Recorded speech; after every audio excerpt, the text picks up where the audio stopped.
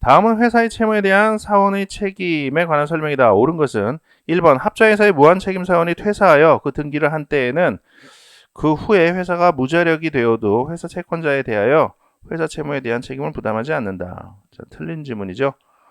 퇴사 등기를 하는 날로부터 2년 동안은 무한 직접 연대 책임을 그대로 부담해요. 왜냐하면 이렇게 되는 거예요.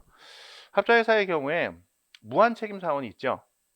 그러면 회사와 거래하는 자는 회사의 재산이 별로 없다 하더라도 무한 책임 사원의 그, 그 책임 재산을 보고 회사와 거래를 할 수가 있단 말이에요.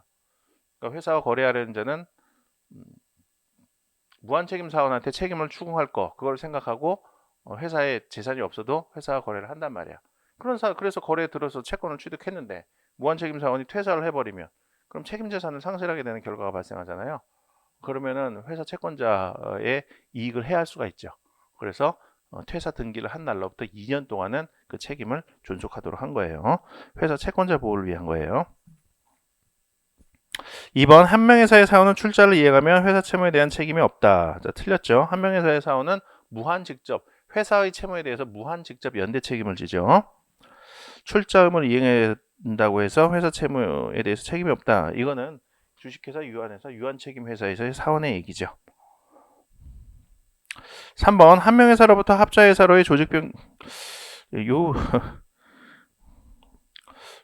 여기서 나오는 문제는 좀 뒤에서 다뤄도 될 뻔했는데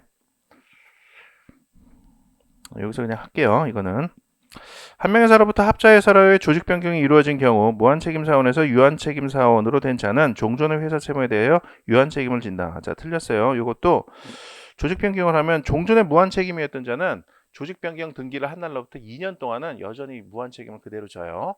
이것도 회사 채권자 보호를 위함이죠. 회사 채권자 입장에서는 무한책임 지고 있는 사원이 있었는데 조직 변경한다고 해서 걔가 바로 유한책임 사원을 진다고 해버리면 그러면은 자기가 돈 떼이는 위험에 처할 수가 있잖아요. 그래서 2년 동안은 회사 채권자 보호를 위해서 무한 책임 책임을 끝까지 2년 동안은 져라. 이렇게 규정을 한 거예요. 4번 합자회사의 유한책임 사원은 약속한 출자가액에서 이미 이행한 부분을 공제한 가액을 한도로 회사 채무에 대한 책임이 있다. 자, 맞는 지문이죠? 이 직접 유한책임의 개념이에요. 그래서 여기 자주 나오죠. 이게 직접 유한책임. 이게 좀 독특해서 그런 거죠.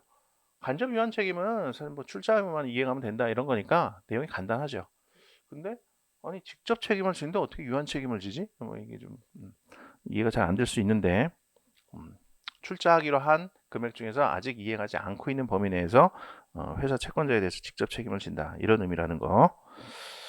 5번 회사의 채권자에 대하여 주식회사의 주주는 직접 책임을 부담하지 아니하나 유한회사의 사원은 약속한 출자가의 범위 내에서 직접 책임을 진다. 자, 틀렸죠?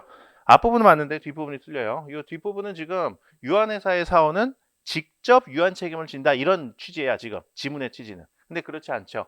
유한회사의 사원은 간접 유한 책임을 지죠. 유한회사의 사원은 회사에 대해서 출자만 이행하면 되지 회사가 부담하고 있는 채무에 대해서는 책임을 지지 않아요.